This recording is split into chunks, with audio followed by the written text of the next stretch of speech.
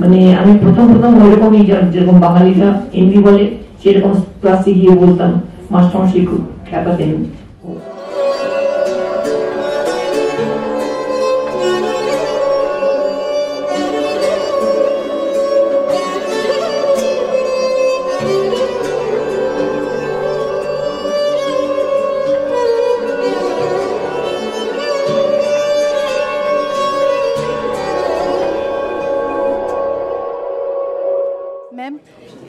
শুভ নববর্ষের অনেক শুভেচ্ছা, অভিনন্দন এবং প্রণাম। কেমন লাগলো আজকে, এটা তো আপনি জানিয়েছেন। হ্যাঁ, জাস্ট একটা কথা জানার ভীষণ ইচ্ছে, মানে আপনি একদিকে উত্তম কুমার, আরেকদিকে সৌমিত্র, আরেকদিকে মানে আমাদের অমিতাভ বচ্চন, সবার সঙ্গে অ্যাক্টিং করেছেন। একটু যদি এটা আমার সৌভাগ্য ছিল, আমি পেয়েছিলাম এই কাজগুলো। আমাকে কারোর কাছে ধরতে হয়নি, বলতে হয়নি, নিজেরাই আমাকে নিয়ে গেছে, নিজেরাই কাজ করিয়েছে। আমার মানে কপালে ছিল, ভাগ্যে ছিল, তাই ওনাদের সঙ্গে আমি কাজ করেছি।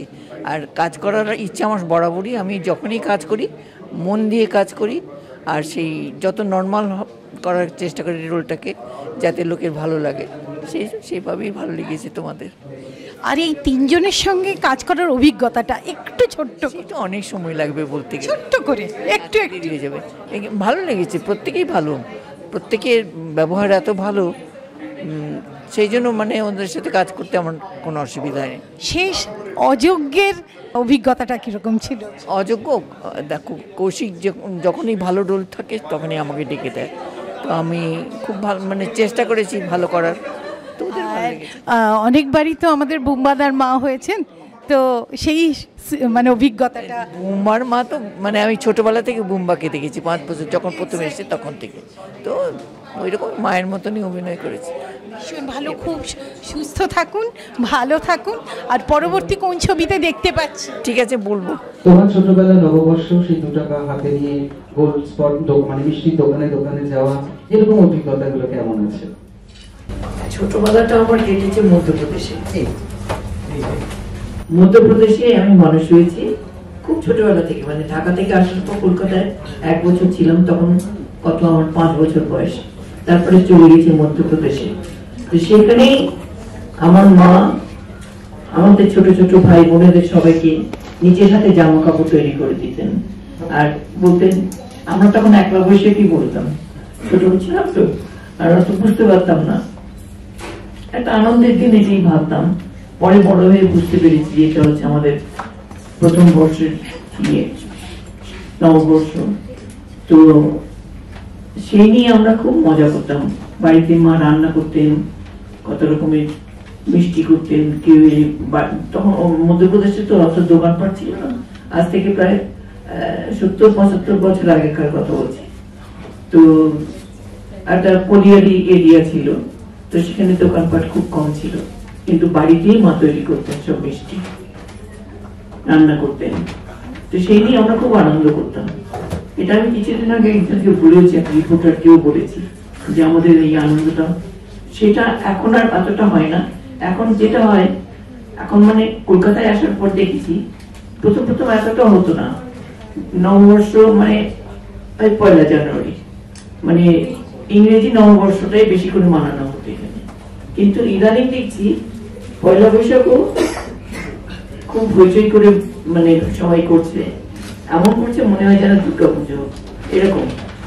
তো যাই হোক, ভালো লাগে যে বাঙালিরা, যে বাঙালি নববর্ষকে এইভাবে বরণ করছে, সেটা আনন্দ হয় দেখলে। ছোটবেলাটা আমার ওখানেই কেটেছে, অনেক বড় মানে 18 বছর বয়সে আমি তখন কলকাতায় চলে এসেছি, তারপরে কলকাতার এগুলো দেখেছি।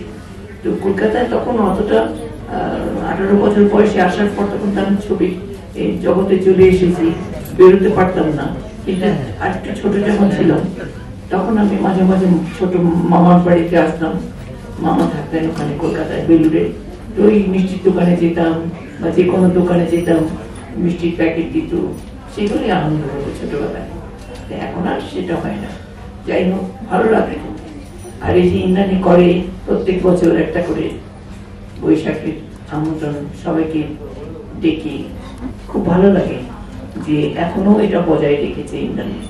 আর ইন্দ্রাণী তো অনেক প্রোগ্রামই করে, প্রায় সব প্রোগ্রামেই আমি আসি, ইদানিং আসতে পারছি না, বয়স হয়েছে তো অতটা সময় দিতে পারি না। তা যাই হোক, ভালো লাগে বেশ, যে ইন্দ্রাণী গুছিয়ে এত সুন্দরভাবে করে, ভালো লাগে। ইলিয়াটির কাছে আমি একটা প্রশ্ন রাখবো যে ইলিয়াটিকে আমরা সকলেই অনেক হিন্দি ছবিতে দেখেছি, ঠিক কিনা? হ্যাঁ বা না বলুন না, দেখেছেন তো আপনারা হিন্দি? তো সেই এত সুন্দর হিন্দি বলেন এবং ওনার ডাবিংটা উনি নিজেই করেন, তো এত সুন্দর হিন্দি বলারের যে নেপথ্য কাহিনীটা সেটা একটু শুনতে চাই। আমি তো মধ্যপ্রদেশের মানুষ হয়েছি বললাম, তো সেখানেই লেখাপড়া শিখেছি, সেখানেই সবকিছু। তো সেখানে তো মানে আমি প্রথম ওইরকমই, যেরকম বাঙালিরা হিন্দি বলে সেরকম ক্লাসে গিয়ে বলতাম, মাস্টারমশাই খুব খেপাতেন। ওখানে তো হিন্দি মিডিয়াম ছিল ওটা, তো জায়গা খায়গা এরকম করে বলতাম। তো উনি খুব মজা করতেন আমাকে নিয়ে, মাঝে মাঝে আমাকে মানে মানে খাতাতে হ্যান্ড রাইটিং প্র্যাকটিস করার দিতেন। তো খুব মজা লাগতো। প্রত্যেক শনিবার মানে উনি আসতেন হঠাৎ করে ক্লাসে এসে, বলছে খাতা দাও। আমি আজকে তো আপনার ক্লাস নিয়ে আমি খাতা আনিনি। বল ঠিক আছে, কালকে দেখবো। আমি কালকে রোববার, কালকে আমি আসবো না, এরকম মজা করতাম। তবে লেখাপড়া শিখেছি ওইখানে হিন্দিতে বলে, হিন্দিতে আমার কোনো অসুবিধা হয়নি। জীবনের স্বপ্নে আনন্দের ফেরিওয়ালা।